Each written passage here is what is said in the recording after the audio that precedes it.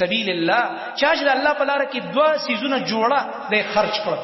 جوړه معنی دا دوه کجوري دوه تروړې وړه مثال ها د سی یو دوه نور شي نه دي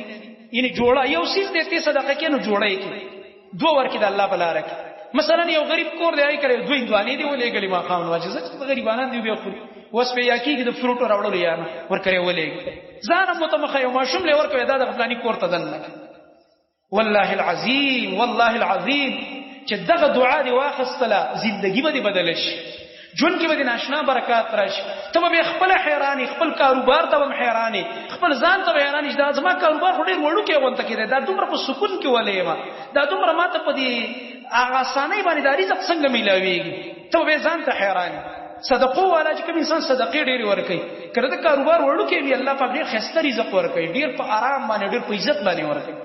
دا یاد سات نو د الله نبی صلی الله علیه وسلم فرمایي چې د الله په لار کې جوړه دوه سيزونه ورک نو دی من ابواب الجنه ته د جنت د دروازو نه आवाज کیږي او دا आवाज وکيږي یا عبد الله هذا خیر اے د الله بنده سونه د خیر عمل بدی کو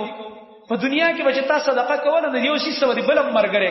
جوړه صدقې دي کړي راځه الله اکبر د جنت د دروازو نه د आवाज کیږي اے د الله بندا ډیر د خیر عمل لیکړي وي فمن کان من اهل الصلاه دعي من باب الصلاه به بعض انسان باندې یو نیکی غالب وي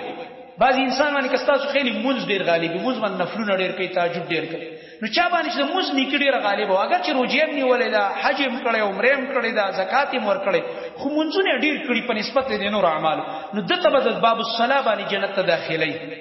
وې تر ازت دي د موز په دروازه را داخل شي دعي من باب الصلاه دته به د صلات د موز دروازې نه आवाज کیږي چې را دن نشي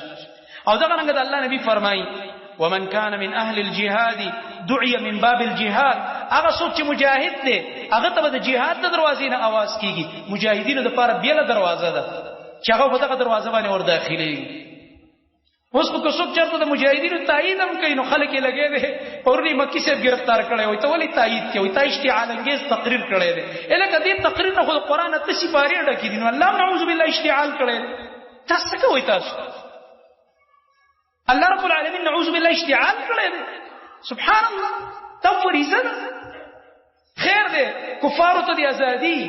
هغه چې څه ظلمونه کوي دي خو د جهاد په تایید کې دی عالم خلم نه کولاوي عجیب خبره دا کوم انصاف دا کوم عدل الغرض مقصد می دا دی کم کس چې د الله د لپاره jihad کړی هغه ته د jihad د دروازې نه आवाज کیږي راځه په دې دروازه باندې را داخل شي او د الله نبی صلی الله علیه وسلم فرمایي ومن كان من اهل الصيام دعي من باب الريان څوک چې روزدار دی ته د ریان د دروازې نه आवाज کیږي ته په دې باب الريان را داخل شي ریان کې معنی ته احتمال د مړه معنی ده دا رنګ څوک چې صدقو علی صدقې په دروازه به داخلي ارچا باندې کوم عمل حاوی دی او ډیر پکې دی او کوم عمل سره ډیر شوق دی په دروازه به ورځي ابو بکر صدیق وایي هدا الله نبی ټیک ته چې انسان یو عمل ډیر کړی دی او ډیر شوق پکې دی او په دروازه به ورځي دا چې خوش قسمت شته دی چې هغه ته جنت د اتوانه دروازې आवाज وکي فهل يدعى احد من تلك الابواب كلها دس انسان همشتا چې قیامت پر ورځ هغه ته دی ټول دروازو نه आवाज کوي چې بنده راځه التم ملائکه आवाज کوي بل دروازې باندې په اره دروازه د دنو مخسته کېږي سبحان الله په اره دروازه د دنو مخسته کېږي لکه څنګه چې ته یو ملک ته ذکر بار ته ایرپورټ کې ناس انتظار کې د جاز او غیلان وشي اناونسمنت چې لکه فلاني ملک ته څوک دینو فلایټ تیار دی راځي خلک خوشاله زر خپل بیګون رواني راځي لکه وي زمنګ د جاز ته خطو نمبر راورس د قشان د قیامت په ورځ د جنت د باز انسان په اتوانو دروازو نو مخسته کېږي ملائک بچي وي دې دروازه باندې راځه په دې دروازه راځه په دې دروازه د الله د نبی نشه دا تاسو ابو بکر صدیق کو دې څوک شته دي د الله نبی صلی الله علیه وسلم فرمایل نعم وارجو ان تكون منهم الله اکبر ابو بکر د څه خوش قسمته کسان مشتا او زما د الله نو امید دی چې تپ هغه کسانو ته داخله الله اکبر دا هغه ابو بکر صدیق رضی الله عنه دی چې د جنت اتوانه دروازې به د قیامت په ورځ هغه به د आवाज کوي ملائک په आवाज کې چې ابو بکر دې پر راځه تاسو موږ د نبی سره ډیر وفا کړی و د محمد رسول الله صلی الله علیه وسلم ډیر وفاداری دې کړو تر د مرګ پورې د الله رب العالمین په دین باندې کلک ولاړو اخیری حدیث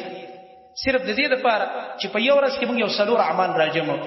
نور به ان شاء الله تعالی بعضی اعمال او د اخري عشري متعلق بعضی آداب ان شاء الله به بار روانه خطبه کې وایو. دې لپاره چې لږ زموږ توجه دې خبره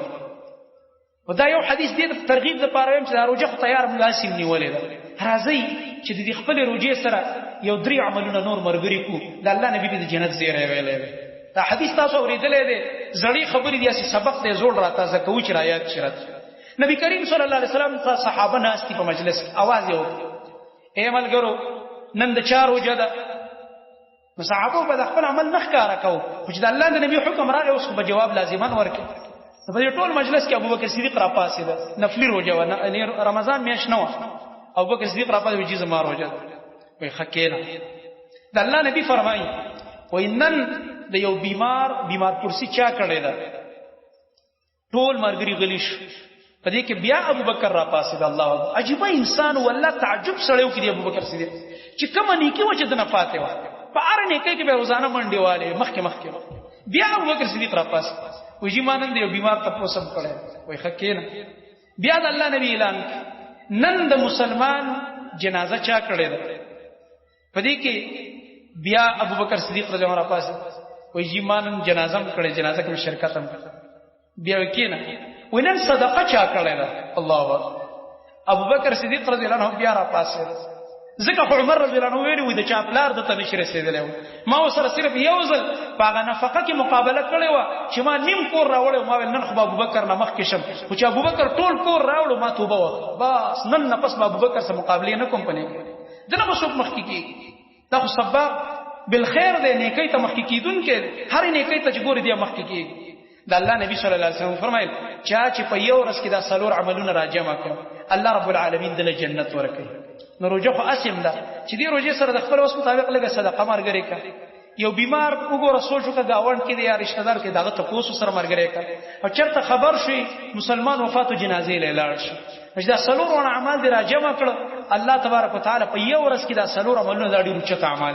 ځکه دې کې د الله حق ادا شه د بندگانو کې ادا شه حقوق العباد حقوق الله دې دوانه ادا الله تبارک وتعالى په دې باندې جنت ورکړي. الله تبارک وتعالى دې ممتاز ته توفیق راکړي چې هم د الله حقوق ادا کو او هم د الله رب العالمین د بندگانو حقوق ادا کو. اقول قولي هذا واستغفر الله لي ولكم.